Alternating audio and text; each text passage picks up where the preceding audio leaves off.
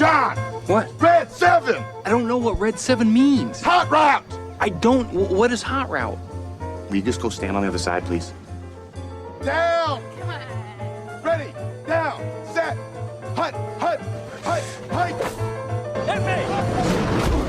Booyah! That's what we call a sack lunch. Nom, nom, nom, nom, nom, nom. It's time for the Soonerscoop.com postgame show presented by Eskridge Lexus in Oklahoma City. Eskridge Lexus is the official travel partner of Soonerscoop.com podcasts. Now, here's your road crew, Carey, Eddie, and Bob, wrapping up all the action and reaction from this week's game. It is the Eskridge Lexus Postgame podcast. Just a little post-game podcast as the guys have all gotten back from Orlando. Even Josh has made it out there and back, and he'll be joining us for the unofficial 40 this week with lots more to come from his trip to Orlando. But it's a season wrap-up as much as it is a post-game show. The Sooners finished the season at 6-7. Not what anybody wanted. But I will say this, I think we got called out by Toby Rowland, I think, heard that for being too pessimistic heading into this game about OU's chances. Of course, Toby, if you weren't on that charter for OU, when you had to fly Southwest, you might not have been that rosy last week either. It was all about the experience, though, wasn't it? It was all about the experience. I of didn't getting have to in mess and out. with it. You had to mess with it. It was stressful enough to have to be getting out there, but I think we walk out of thanks, Toby, by the way. Camping World Stadium on what was that? Thursday night, and it was fairly confident. Like I think that you walk out of even the postgame stuff with Brent Venables, and I think that there's a lot of hope for the future because they played their ass off considering all the circumstances and kind of went toe to toe, and it just ended up being sort of the type of game that Oklahoma saw all season, in which you have a chance to win the game in the fourth quarter. You have a chance to get off the field at moments throughout the second half, and you just weren't able to do so. So, within the disappointment of finishing under 500 for the first time since 1998, I think there is a lot of momentum that you were trying to look for. And, again, I don't think a whole lot of that stuff matters because you did lose the game and you did go 6-7, and the record kind of says what you are. But at the same time, I think that the way that, and we even kind of talked about this on the Tuesday podcast or the Wednesday podcast the day before the game. I think that there is a pretty good culture in place right now in Norman, and we'll see if that kind of comes to fruition here over the next couple months as they build into 2023. Yeah, and I will say this: I decided after that game, or just thinking about it this week, we bring new people in here, no matter what kind of responsibilities you have at this company. I am never going to make anyone handle the Sooner Scoop account on game day other than myself. That is just a way to lose employees, is making them handle the Sooner Scoop. Got to have a little bit of thicker skin is what you're saying? Well, and also I don't want someone flying off the handle and then, pissing off an entire fan base because of the stupid things that get said in your mentions throughout the game. I think it is a way for a lot of people just to get out their frustrations instead of, hitting their wife during a game. It is. It's like it's an outlet. The dog or something like that. Because unfortunately, I feel like there might be other things. I don't want to know. No, but the whole thing about it, I'm sure that is if you're at the Panthers or an NFL team that have so big social media accounts, rule number one has to be never look at the mentions during a game. And the reason I'm talking about this is because I think there's so little perspective out there in what Oklahoma did in that game and the fact that they had 4 starters missing on the offensive line. And you knew, I knew, at least I watched that game from the perspective of, look, there's going to be some mistakes on the offensive line. There's going to be some penalties that kill big plays, but you just want to keep it to a minimum. There's going to be some holds. And for the most part, that offensive line dominated physically. Now, they ran for 253 yards. Just that in and of itself. With a bunch of people, you don't even know who they. And then Jacob Sexton gets hurt at the beginning of the game. Aaron Parks comes out there and play. If anything, it makes you think Well, why wasn't Bill Bedenbaugh playing those guys more during the year? Well, but then you saw like there were instances where they give up sacks and it felt like Dylan Gabriel's under siege. You had the penalties on, the penalty on Savion Byrd that gets called back, which, I think was probably questionable at best. But I mean, just look at the last play of the game or the last series of the game. That just showed you that offensive line wasn't up to the task. Sure. Like, it was just too many mistakes. That drive never got started. It was killed. They had no chance to score in those 55 seconds or whatever it was. But also, I took from that game, like, okay, the defensive line went toe-to-toe with Florida State, and it's not like they were in the backfield all night long. No, and Jordan Davis, got his plays with his feet that you thought he would. But at the same time, they shut down their running game. They didn't allow Florida State to just go nuts, at least with the tailbacks. Yeah, and I think that was one of the biggest concerns going into the game was knowing that they have 3 running backs back there that are able to get yards. You were worried about what Jordan Travis was going to be able to do with his feet, and for the most part, they contained him. Of course, he's going to break off a couple because he's really, really good. We knew that Johnny Wilson was going to be a problem through the air. I just, they had no answer for him, and especially on 3rd and long, it's kind of become the theme of the season and the theme over the last 4 or 5 years for Oklahoma football defensively. You get in teams into 3rd and long, you play really, really well for 2 downs, and then you just can't get off the field. And they found ways to pick on guys that I think, it's become pretty obvious were weak links in the defense for, the better part of the last 3-4 years. And, I'm glad that there's some graduation going on. I think that's probably the nice way to put it. Well, and here's the biggest takeaway for me from the game is that my fear was that Oklahoma goes in there, gets their heads kicked in, and it continues to go into the offseason looking like a team where you question how many of these guys are really bought in, how many of these guys really listen to what the coaches say, and you come out of that game not saying that at all, but saying, wow, the future looks really bright on the offensive line. At running back, Gavin Sawchuck, he was good enough to where we actually had the discussion after the game, like, do you start him next year? Like, I just don't understand, like, Javonte Barnes? And, I think Jeff Lebby said it after the game. Brent might have said it even in his post-game stuff. It's like, how did that guy not ever get onto the field at any point this year? Like, but when Eric Gray was your best player. I know. It just, like, how did he never figure into the rotation? I think Jeff Lebby said something. You just never know how those guys are going to react until they get the opportunity.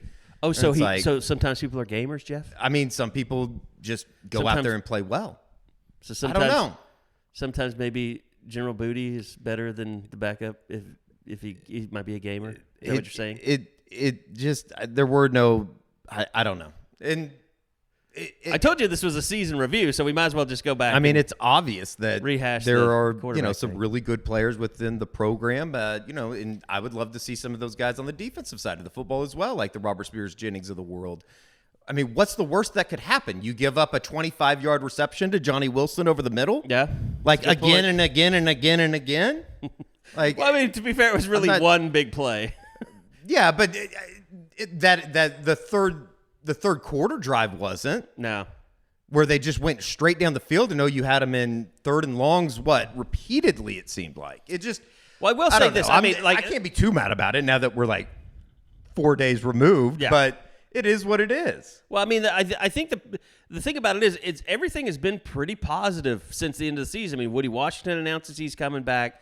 You have Isaiah Coe, announcing he's going to come back. You got your best returning defensive tackle and probably your best returning cornerback, both bought into the system. And I think it's kind of a representation of everything that, even somebody like a Theo Weiss, who ironically is now transferred out of the program, talked about at the end of the regular season.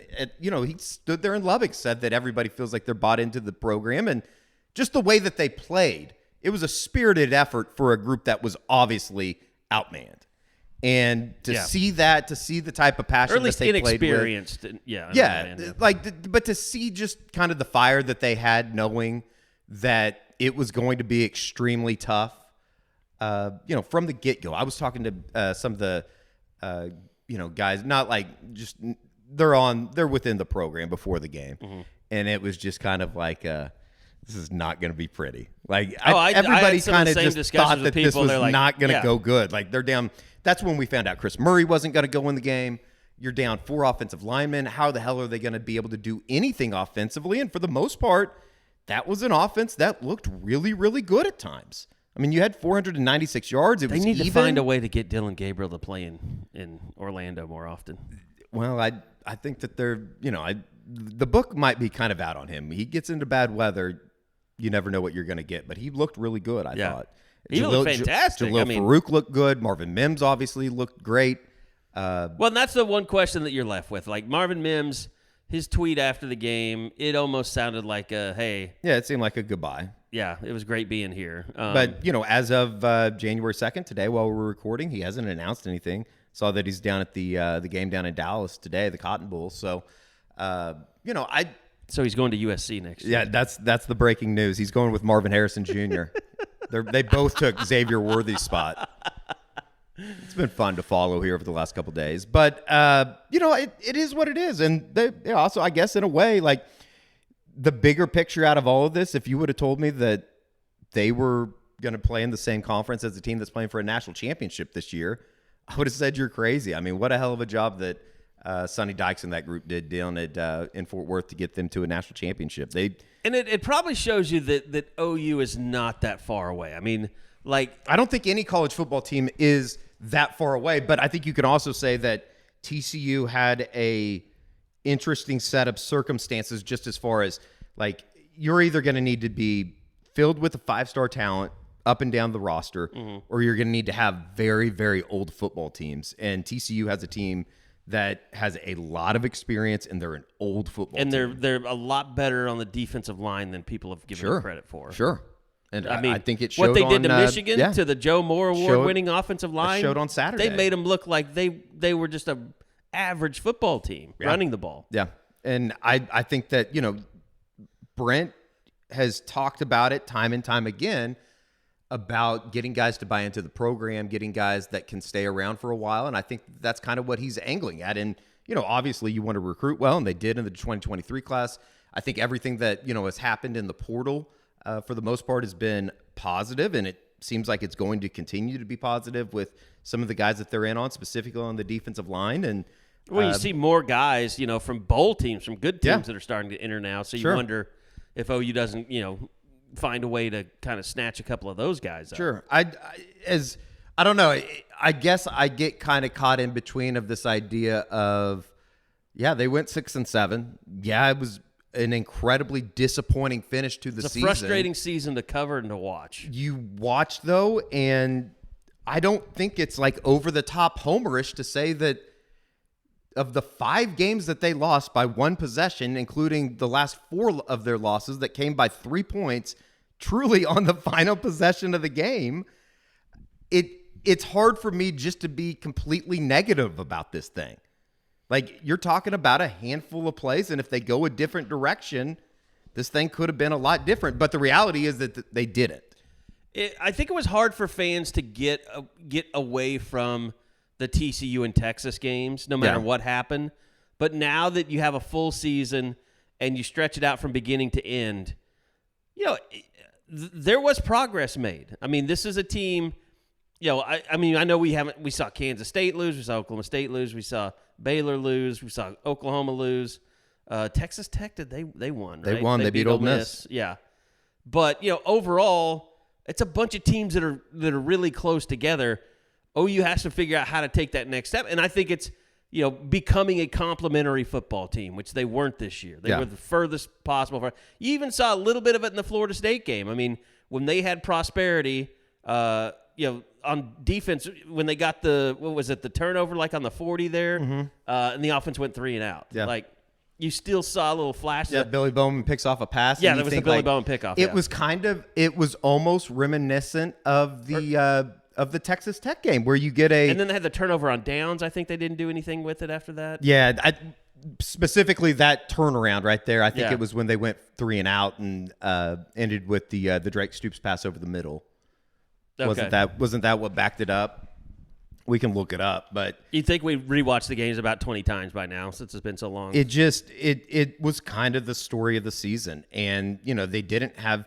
It was one of those moments too, even early in the game where Gavin Sawchuck scores, tremendous highlight, tremendous run, spins out of a tackle, and it gets called back. And instead of being up 21, they just go backwards, instead of being up 21-3 and really putting the foot on the throat of a Florida State team that was sputtering at the time offensively, you let them right back into the game. Yeah. You don't get any points out of that, or you get a field goal out of it. And it seemed like every time, and we talked about this. I mean, shit, Carey, we talked about it 13 times this year.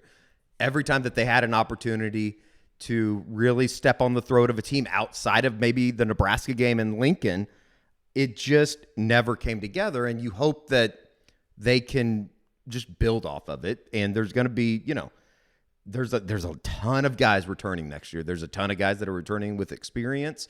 You just hope that they can learn some lessons from this. And, we talked to the players after the game, just as far as like, how, as rough as these lessons were to learn, you have to get something out of it. You have to learn from something of falling short. They don't need to be reminded that 6 and 7 at Oklahoma is not going to cut it, because you throw a couple 6 and 7s together, and guess what? The staff ain't going to be around here very long, and the players aren't going to be here very long. Well, and the biggest interest that you have is one, the transfers. I mean, how are those guys, the portal guys? How many of those guys can make an instant impact? And the other thing is the recruiting, because it was very, very good. And it's going to be a difficult situation, I think. I mean, Dylan Gabriel still hasn't announced anything officially, but you have to think, they've got to be talking about some plan to get Jackson Arnold some snaps here and there. I mean, it seems to me like that is, imperative in order to kind of get that to go from, the Dylan Gabriel area to the Jackson Arnold era. I just don't think that there's any, I don't know, maybe I'm crazy. Maybe I've just talked myself into believing something that isn't there, but I just don't believe any circumstance where we're going to look up and Dylan Gabriel's going to be gone.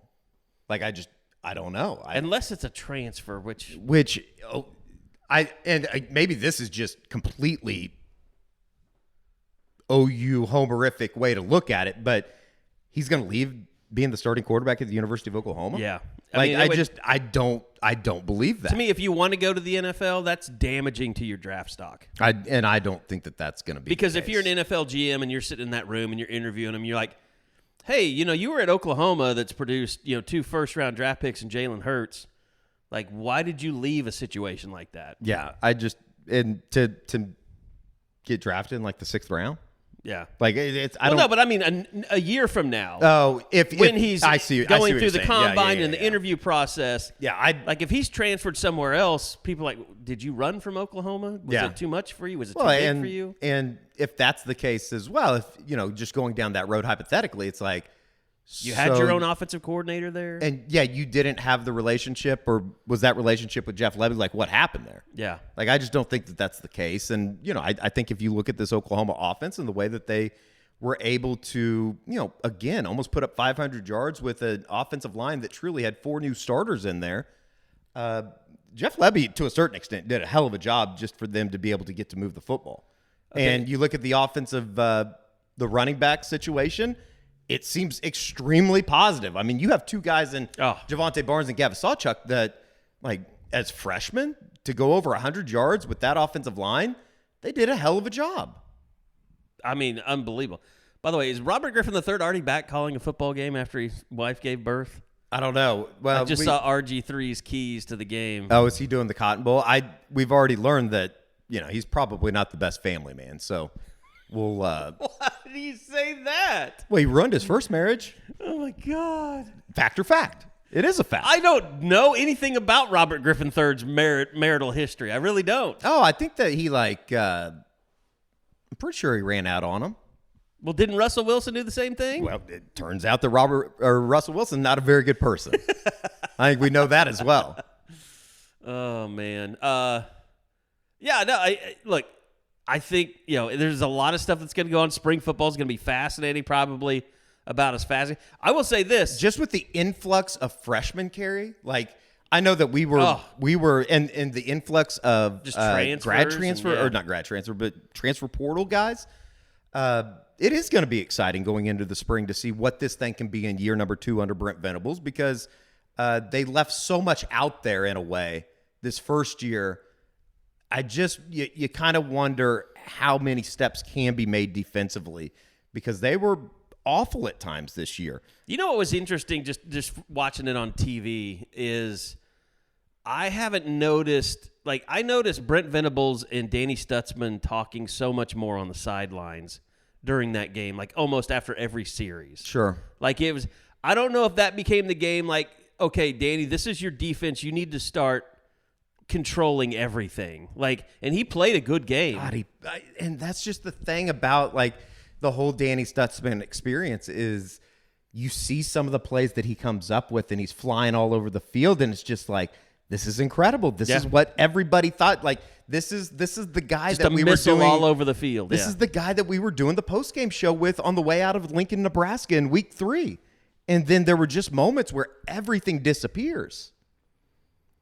I don't know. Well, and I mean, who knows what that linebacker lineup is going to look like with Jaron Kanek, with, the Indiana kid coming in. I think, Deshaun McCulloch. I even think like a Shane Wider is a guy that was missed. TD Roof was a guy that, I think a lot of people did at the beginning of the season, when you find out that he has the injury, you just kind of roll your eyes and say, well, you're not really missing much. I think he would have been somebody that really contributed to this defense just from a leadership standpoint. And the other thing is, even though we've kind of written him off, like David Agwebu was near the top of every statistical category in tackles the last few games. Yeah. Like, so he's around the ball. There's going to be people that are angry by that I admission. know, but I mean, go look at the stats. Go look at the defensive stats.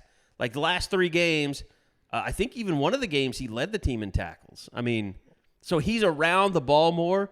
I'm not saying that he's perfect, just like Danny Stutzman. I mean, that's the thing. It's like year 2 under this defense, going through spring football, like, is Brent going to start turning this defense? Because let's face it, I mean, don't you feel like the defense right now is in a better place than it's been in 5 years, 6 years? I want to believe that it is. Statistically, I don't think it is. But just from what you watch, and just the amount of plays where people just seem lost. Like, it still happens. No, but it just seems like there is a little bit better grasp on what they're supposed to be doing collectively. I thought outside of a quarter in the Cheez-It Bowl, I thought that they played really, really clean football. And, outside of a couple plays there in the fourth quarter where you just, really weren't able to get off the field. Obviously, the Johnny Wilson thing over Justin Broyles is the kind of the exclamation point on a season that became a disappointment. But at the same time, they were able to get off the field at times, and they were able to do some really positive things. And statistically, if you look at, everywhere he's basically been with Brent, second year, those teams have made massive, massive jumps defensively. And if they are able to do so, I think it's going to calm a lot of people's nerves here moving forward, just with the whole regime. But the way that they got everybody to buy into the program, and the way that was probably the lasting statement to me, was just the way that they got everybody to buy in, in Orlando, knowing how outgunned, outmanned that they were going to be. It all felt like it was a positive. Yeah. Like, and I would love here to, I'm sure that there's people that want to sit here and hear us rip on everybody a part of the program because they went 6-7.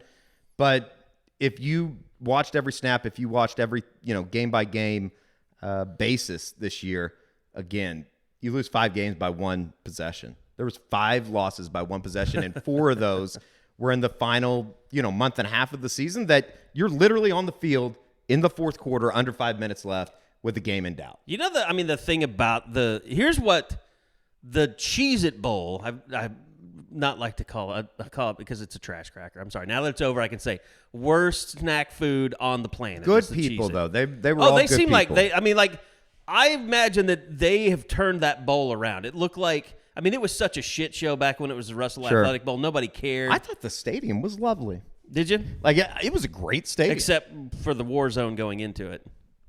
Yeah, kind of. It's not in the best part of town.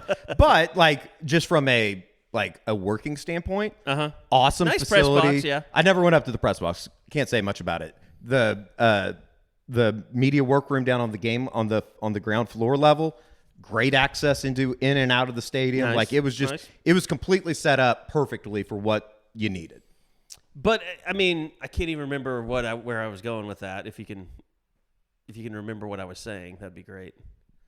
Just as far as kind of the future of this thing moving forward. Yeah. Like the one thing I take out of that bowl game that is the biggest positive out of everything is we were getting ready to go into this offseason. Basically, I don't know why people do that on Campus Corner. This isn't the drag, folks. We should start putting out spike strips.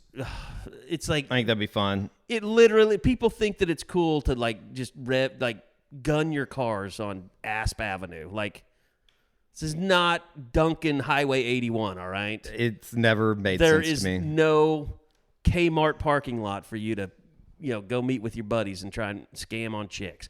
Anyway, no, the one thing that comes out of this game that we were all shitting bricks about during the offseason was what happens on the offensive line. How do they replace all those guys? I mean, I think you probably now, I know Josh would probably say this, like you probably feel like the offensive line's as talented as they've been from tackle to tackle going into next year. They're just young. Like you're not worried about if they're going to suck or if they can capably, run and pass protect. They just have to get better, more experience. Like those guys are very capable. It feels like they should be good enough. Like give me, and again, like as I say it, I know that you're going to have to probably live with some of the mistakes there, but give me the type of effort that we saw out of Savion Byrd 1,000% of 1,000 times. Tyler Guyton, he's going to be a star. Like he can be really, really, really good. And Aaron Parks didn't stand out as a, I mean, he barely registered. Like he was just in there the entire time, and you didn't see him making a bunch of mistakes. No, but there were moments like where they got taken advantage of. But again, Florida State has a pretty good defensive line. Like you kind of got to live with it. It was, for the first time too all year, it seemed like the hurry up stuff really affected Florida State. Well, and it they got their very first possession. They were like in 3rd and long really quickly. Like that could have been really bad, but they completed the pass on 3rd down. Yeah. And then they just started going. And it worked from that point. But that's a good point. It was the best execution of up tempo that we've seen all season. I mean, there were Florida State guys just dropping every time. And I don't know how much of that was maybe just, having been off for a month. Did they just kind of run out of gas there? Was the conditioning that bad? But it seemed like it really affected them. And, it helped to OU's advantage there for a while. It just, the way that they kept responding, specifically offensively, I think that gives you hope, because I think everybody kind of felt the same when you look up in the middle of the fourth quarter and all of a sudden it's 32-25. After OU had responded and gotten that 2-point conversion and kind of really ceased momentum of the game, for them to put that drive back together was a major positive. Yeah. I mean, look, I think coming out of that, you've had a really good recruiting season. I think that helps. Like the recruiting thing helps soften the blow a little bit of how the season ended. It was going to soften the blow even if they got blown out. Sure. They looked terrible. Sure. You're going to say, you would basically throw most of this team under the bus and just say, well, all these kids are going to come in and replace them anyway, which is not true. I mean, even if that scenario had played out, you'd still that wouldn't have been a silver or cloud. What is it? Silver lining? I don't know. Silver lining. Silver lining in the clouds. In the clouds. Okay. There you go. So yeah, I mean, it all just adds up to the fact that now Brent Venables and Schmitty can go in there and kick their asses in the offseason. But here's the deal. The crux is gone now. Like the excuses are kind of out of there. You're starting to get your own guys into the program. And even within the Florida State game, there's still stuff from a managerial position that Brent Venables has to get better about. You think anybody was giving them a pass in the first place? No, but you could always kind of, I think even to the biggest OU fan that like has a little sense of reality within themselves, there was always, it felt better Those people being aren't able, on Twitter on game days. that's probably a fact. You were able to kind of fall back on this idea of, well, it's the first year. They're still working through some things. You always had that like kind of open, I guess, free pass, if you will. Mm-hmm. That's gone now. Like this is there's still things within a game. You can't pull out a 7-6 next year if you're Brent Venables. No, and I mean I think you talk about people just losing their shit around here if that happens, and especially if you're losing close games, because I do think that there were times throughout the game, even through all of these one-score losses, that decisions within a game can change the outcome, and specifically from the head coach or from the assistant coaches and things like that. It's like. There's still all that stuff. I mean, game management, time management. They got to get better. And it's surprising to me that even with somebody that has as much experience as a Matt Wells on the sidelines, I'm not like throwing him under the bus. I'm not saying that he should have saved everything. But I don't know. I just was surprised that some of the coaching decisions at the end of the day probably weren't the right ones. And it seemed like, there are things that they're going to have to get better at, I guess. It's just what I'm trying to say. Well, and, I think the bowl game's a pretty good example, too, of maybe you have to take a look at what you were doing with some of your younger players. Like you mentioned, Robert Spears-Jennings. You saw flashes from him this year. Didn't see him on the field that much. And I get it. It's your first year. You're struggling. You want to go with the guys in practice that you know are getting it done and aren't going to embarrass you, and that's probably why you play a Justin Broyles over other guys. But it's funny to me because you see guys like Key Lawrence get a pass for bad play, but you don't see some of the freshmen be able to go through growing pains, and they got to get past that, man. I mean, you got to play Savion Byrd more. You got to play, Robert Spears-Jennings. You got to play. I mean, Nick Anderson got a carry in that game. I mean, you got to let some of those young guys. I mean, Jaden Gibson's a really good example. Like, he's another guy that. I had people after the game like, so is he just not any good? It's like, well, no, he's a freshman. They don't play a lot of freshmen very much, and they need to give those. And look, granted, it's not like they were blowing people out this year, so they didn't have that chance. But man, I mean, when you ask those young guys to step up in a bowl game like that, they delivered. Yeah, and Gavin Sawchuck being number one. I think that's the biggest, and I think that's the easiest thing for us to sit here and talk about is just why some of these guys didn't get more opportunities throughout the year. But then again, at the same time, they weren't really pressed into a situation where they had to be. Like, I'm not asking to take carries away from Eric Gray because we saw how awesome he was for 95% of the year. And then I guess it's also easy for us to talk about, it's easy for us to talk about how great Gavin Sawchuck was. But, oh, by the way, I mean, the fumble changed the complexion of that game entirely. Sure. Yeah, sure. It's easy for us to say that we loved what we saw out of Savion Byrd, but his holding call changed the complexion of that game entirely. Yep. Like, it's easy for us to, I guess, omit some of the stuff that but at the same are time, probably reasons why they didn't play throughout the season. At the same time, you have to balance that against how does this make us better in the future? Sure. By going through some of those problems. And I think that it's and a if lot. a guy gets hurt, like it's happened, like there are plenty of times this year. I'm trying to think. Like Savion Byrd started because Murray was out, right? Chris Murray was out. Like Chris Murray's had some bang ups here and there, and I mean all those guys. Obviously Andrew Raym didn't finish the season, and Wanye Morris was banged up quite a bit. Like. Maybe if you'd played those guys a little bit more, you could have sat those guys for a week here or there later in the season. And it's easy for us to sit here and talk about it and not have to be the ones that make the decisions on when those guys are going to go out there. Because if you do go out there and they don't respond how you hope, well, yeah, then it really looks like a shit show. They played R. Mason Thomas, so they tried to get – and he's clearly not ready physically yet. So, right. I mean, it's not like they wouldn't play. And Robert Spears-Jennings did play some. I mean, but at the same time, it's a balancing act. It's difficult. I get it. No, and it is. And I just, you would hope that you see continued growth, top to bottom, up and down the roster, because on paper, it looks really, really good right now. Josh is coming back from the Under Armour game. We'll catch up with him on Wednesday just about what he saw, but some of the clips that we've posted and some of the stuff that we've seen just from a national perspective, Peyton Bowen looks the part. Obviously, Lewis Carter looks the part. Jackson's going to be awesome. Like, I think everybody kind of knows that. There's just things within the program that on paper, it all looks extremely, extremely positive when you are reminded, oh yeah, they did go 6-7 this year. Like for them just to keep the class together in a way is a little bit of a win, because I think it does show that they are, offering a product and selling a product to people, people being recruits or guys in the transfer portal that guys are buying into.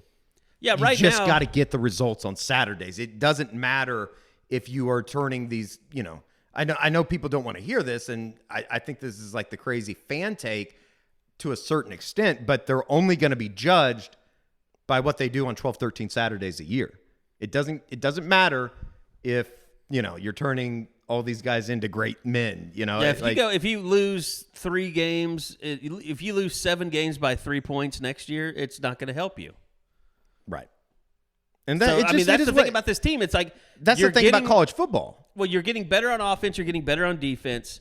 You got to learn how to take advantage when the opportunity presents itself. You got to have that, whatever you want to call it, killer instinct, whatever. And as they get better, I think they'll be able to do that. Like,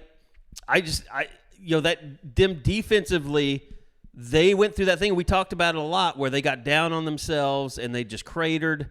And that had been kind of the history of this defense over the last few years, that they got used to it. So they have to move on from that. That they have to strengthen that mentality that if something doesn't go our way, we make it go our way. Sure. And I guess the only thing that you can judge is based off what we've seen from everything else outside of the scoreboard. And it seems like everybody's bought in. Everybody has this feeling of what the expectation should be. They're not running from them.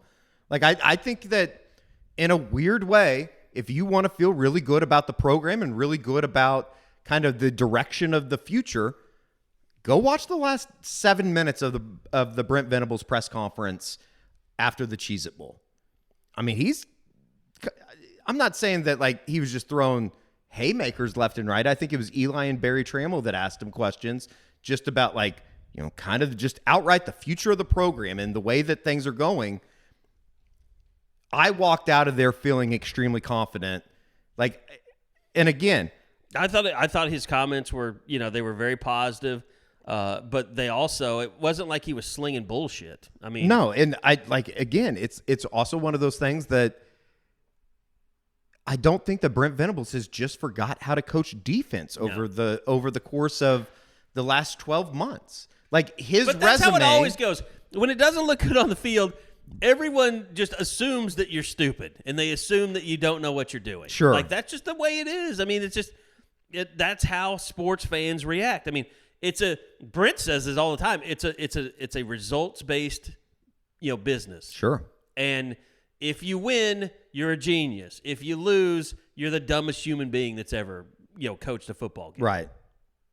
And that's like I fall into the same trap all the time. It's like the way that some things shook out this year, especially on the defensive side of the ball, you would think that he had forgotten how to coach defense at times. But that's the part about it is there's varying different degrees of being successful. I mean, it's like you look at Jim Harbaugh at Michigan, Ryan Day at Ohio State. I mean, Lincoln Riley. These are all coaches that get their teams to the edge but can't get past the hump.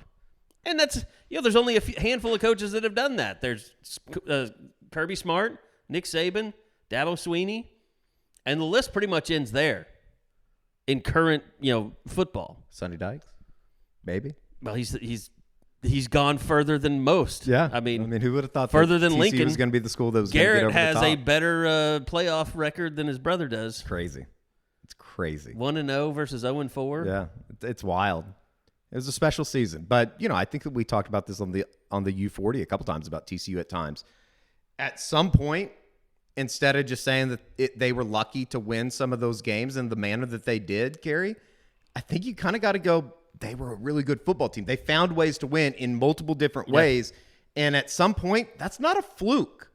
It's not a fluke that they were able to find ways to win football games. I can tell you there's already like the jealous football community that's out there.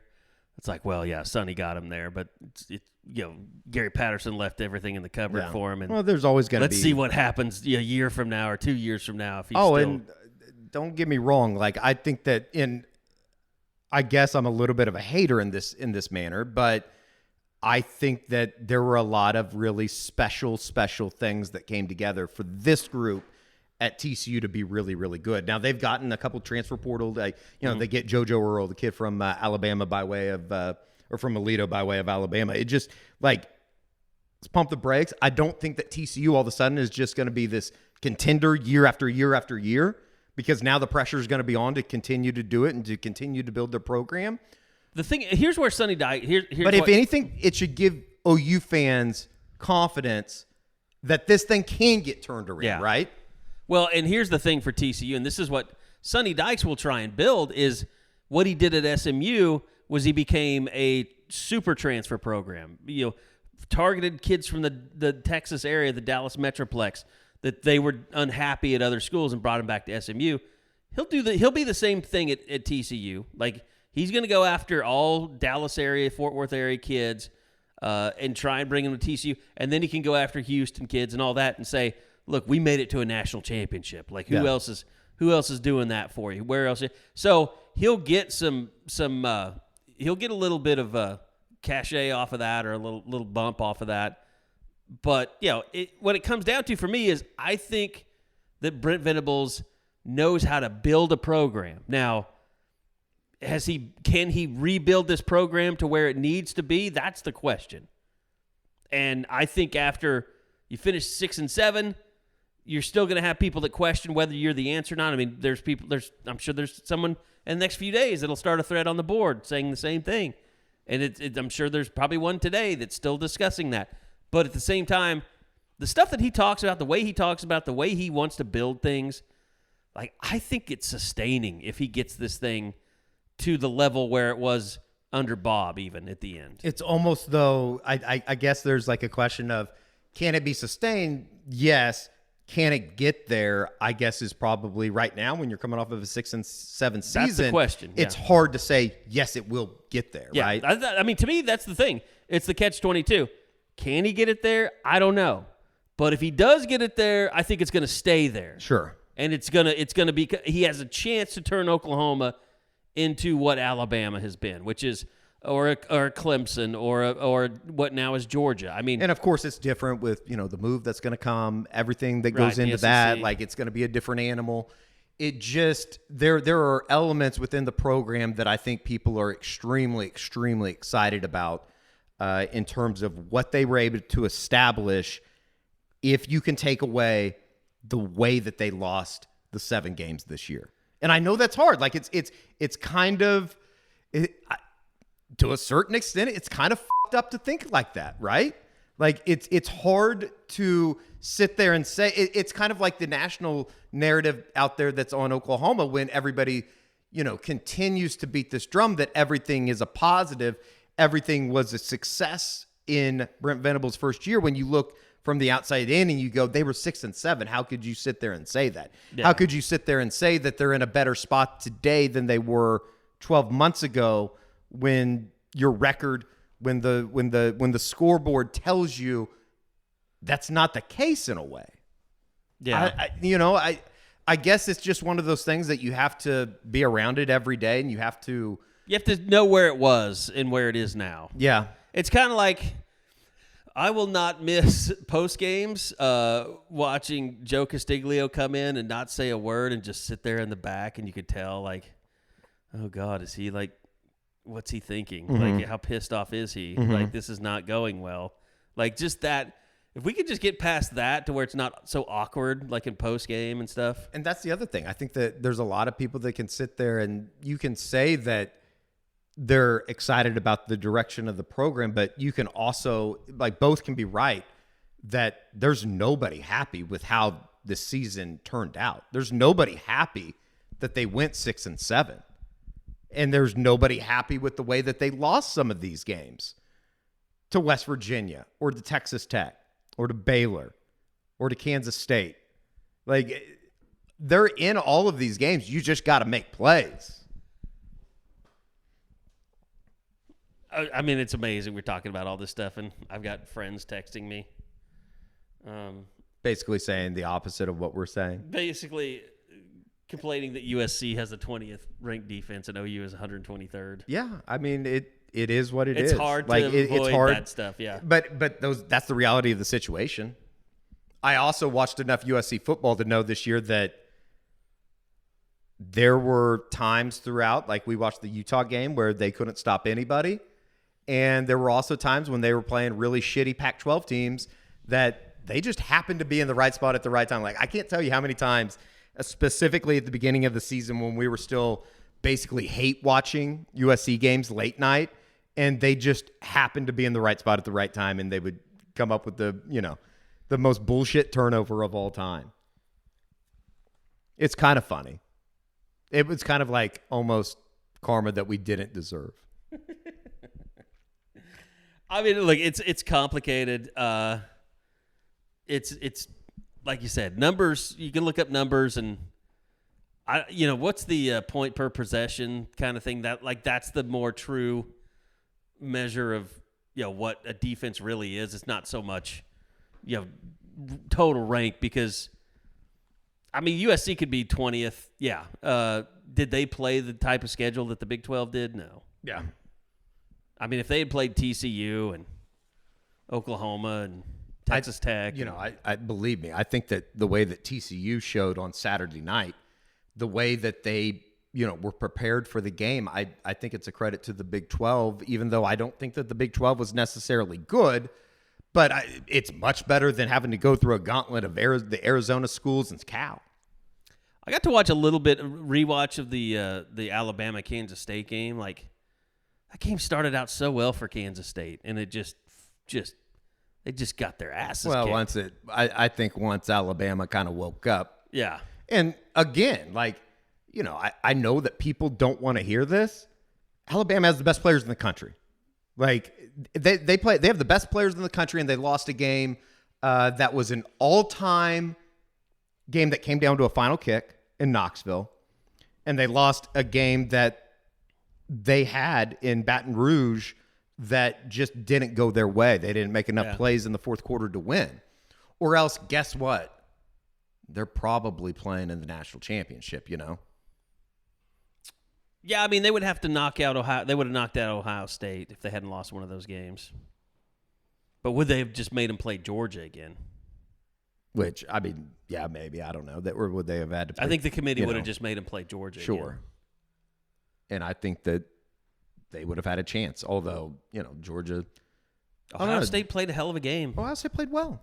Ohio State was probably they played awful against Michigan. I was just surprised at how bad Georgia's secondary played. Yeah. And by the way, longtime OU heartthrob Keely Ringo. Love her.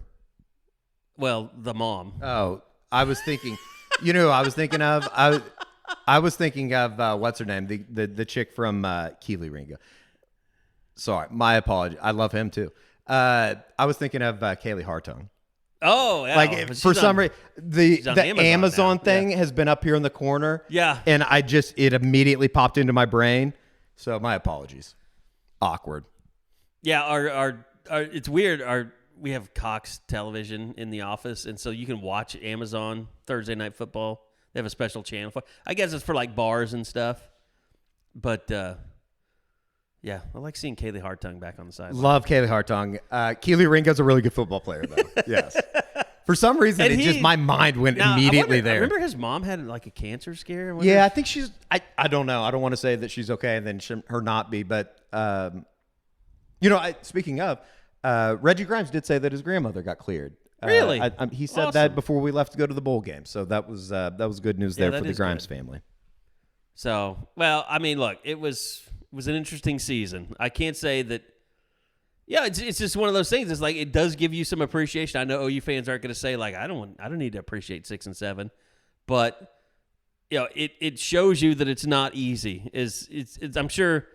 Like Kansas basketball's never really had a season like this with all the Big 12 championships they've won. But, it can get, the thing about football is just like the playoffs this year. It can change on a dime. Like, Michigan seemed unbeatable going into it. Nobody talked about TCU, and now everybody's talking about TCU. I'm curious to see what that wide receiver core looks like against that Georgia secondary, because they're a little suspect. Yeah, and I think getting Quentin Johnson back in a healthy, TCU kind of just limped through the back end of that schedule, and the month off really helped them get healthy. I think it's gonna be a really good game. I love TCU getting the 13.5 on Monday night, and it should. I think it's going to be a close game, but I think Georgia has a little bit too much experience in this spotlight. I don't think the moment's going to be too big for some of those guys that maybe you will run into with the TCU, and I don't know. It should be pretty fun though. I'm excited for it. All right. Again, we apologize for taking so long to get to this. Young Edward, I don't know if he even has a ceiling in his apartment. You've been besieged over the last week and a half. The last week was pretty incredible. I still have a ceiling. We haven't gotten anything fixed over at the compound, but it does suck. Like just walking into that every day. Was that the night before you left? That was Christmas Eve. It was Friday night. Man. So we're still working on it. It's and then our good friends at Southwest Airlines. And then the Southwest snafu, and I think all that kind of stuff settled down. But we got waiting home for my refund, you sons of bitches. We got home and then ran into the OU Texas game on Saturday in basketball, which obviously didn't go Oklahoma's way. You lose by a point. Just kind of the theme of the basketball beat, if you will, that they had a chance to win the game. And I don't know if you saw the tweet this morning. There is the ESPN BPI does the toughest remaining schedules for college basketball teams in the country. The top 10. TCU, OU, Iowa State, Kansas State, Texas Tech, Texas, Baylor, West Virginia, Oklahoma State. The entire Big 12 has the toughest. They have the top 10 toughest schedules in the country. So buckle up. OU has a number 25 Iowa State coming to Lloyd Noble Center on Wednesday night, 6 o'clock tip-off. It was a great atmosphere at the Lloyd Noble Center. She was rocking for the first time in what seemed like a year. Maybe 2 years. I think Porter said that was the loudest he's heard the place since he's arrived at Oklahoma. So, kind of is what it is. They're going to need to find ways to win some games. They're 0-1 in conference play moving forward, and we'll catch up with Bob on Wednesday about that when we return for the U40. We will be back again this week for the Unofficial 40 podcast. Josh McCuistion back from Orlando, so he'll have lots of information about guys he talked to, a lot of OU prospects in that down there for him to talk to. So looking forward to that. But by the way, final Eskridge Lexus Postgame podcast of the year. Just can't thank those guys enough for being our official travel partner. As their sponsorship of the podcast means so much to us and helps us do so much for you guys traveling to games. And I think they gave us a car for just about every away game this year. I mean, Nebraska. Yep.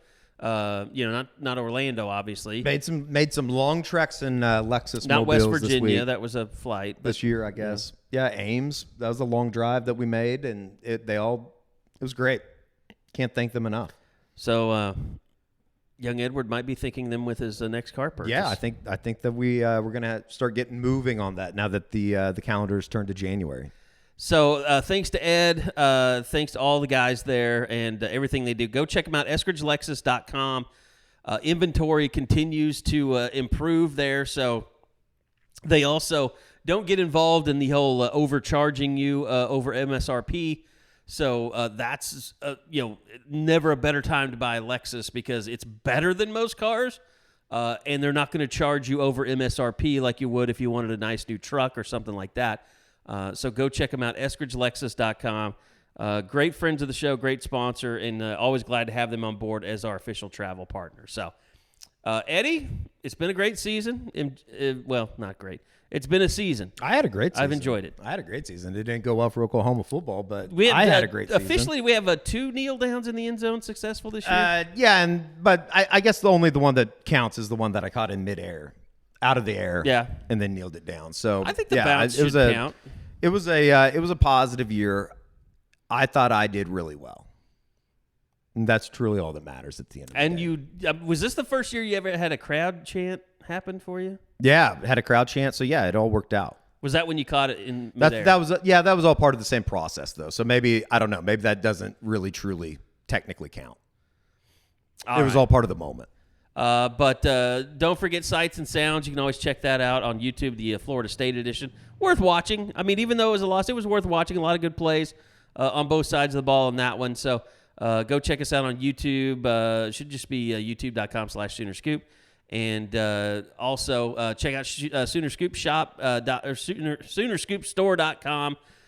Fully stocked right now. We just got everything put on the shelves. Cleared out some boxes laying around. So everything's ready to go out the door. And we had some stuff going out the door today. So SoonerScoopStore.com. Appreciate you guys supporting the podcast that way as well. So for Eddie, for Carey, this has been your 2022 Oklahoma Sooner football season. And with that, we bid you until next year. You've been listening to the Eskridge Lexus Postgame Podcast right here on SoonerScoop.com.